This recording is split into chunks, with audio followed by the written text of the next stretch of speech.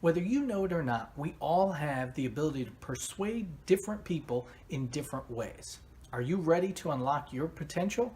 My name's Gene Clark, and I'm excited to bring you my summary of the book Influence, The Power of Persuasion by Robert Cialdini. If you are new to the channel, I'm bringing you my insight on self-development and ways you can level up in life. Most of my videos are on book summaries and book reviews from the personal improvement genre, so if you're into those, consider subscribing. In reading Influence, you are presented with the 6 elements of influence and the 3 types of influencers. Now, before we jump into those 3 types, let's focus on the 6 elements first. The 6 elements of influence are reciprocity, scarcity, authority, consensus, commitment and consistency, and friendship and liking. You may not have even realized how you're influenced by these elements in the decisions you make every day. So let's take a look at each one of these individually to reveal exactly how their power of persuasion works. Number 1, reciprocity. This element has a tremendous influence on everything you do.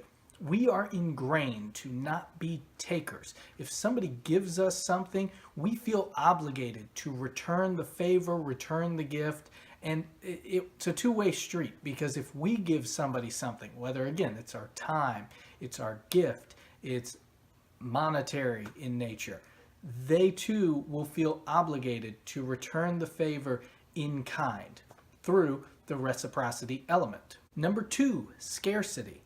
When something you have goes away, you miss it more and you value it more than when you had it. When something that's rare all of a sudden becomes available, you want it more than you ever could have imagined. This, in modern terms, is simply FOMO. It's the fear of missing out. Number 3, authority. And now, not just any authority, but credible authority is the most powerful of the 6 elements of influence. And why is this?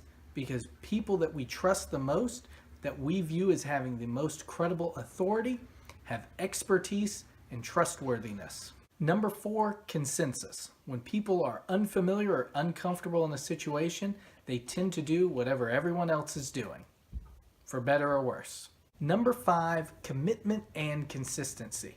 We all want to be viewed, and we all want to be people that are committed and consistent. These are valuable and admirable traits in society. People who are unwavering in their commitments and consistent in their beliefs are people that society considers the most valuable and people that should be looked up to by everyone else. The 6th and final element is friendship and liking.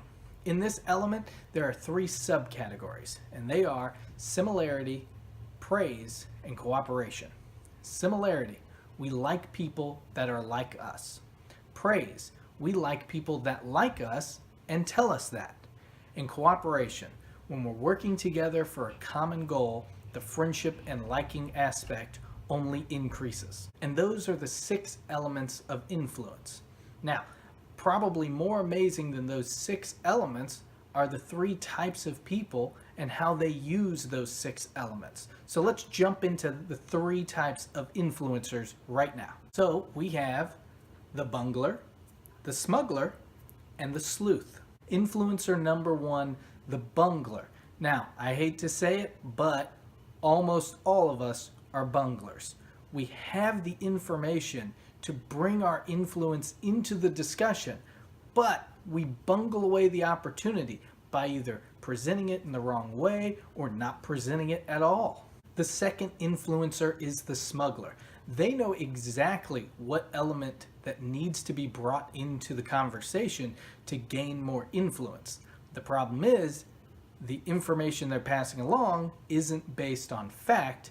They're just making it up to gain that temporary influence. Number 3, the sleuth. The sleuth is the combination of the bungler and the smuggler in the best of both scenarios. Like the bungler, they have the information and they know the information to gain more influence. And like the smuggler, they're going to present that information to the person they're talking to that they're trying to influence. But unlike the smuggler, they're bringing real information into the situation to not only have temporary influence, but long-lasting influence that will only grow. And at the end of the day, unlike the smuggler, who's not going to be able to look themselves in the mirror for bringing false information to the people they're trying to influence, the sleuth knows that not only have they gained influence, but they have actually helped the person they are influencing. And that, ladies and gentlemen, is Robert's main goal in this book. He wants all of us to go from that bungler who has the information but either forgets to present it or throws it away and misses opportunities where we can gain influence in our lives. And he wants us to become the sleuth out there that has the information and can present it so we can become more influential in our fields, with our friends and family, whatever the situation causes. That'll allow others to look towards us as leaders, as experts in our field, or whatever it is, however you're trying to gain that influence. As a secondary takeaway, it would be to not be that smuggler. Yes, can a smuggler influence somebody? Absolutely. They know exactly what people want to hear. The problem is they're not bringing truth. They're just making up whatever it is that makes them look like they have that influence. And that's the problem, because at the end of the day, you're not going to feel good that you're essentially lying to people to gain influence over them. And that influence you have isn't going to be long lasting. It's only going to be temporary unless maybe you get lucky. And when you go home, are you going to feel good about what you did that day? Are you going to be able to look yourself in the mirror? No.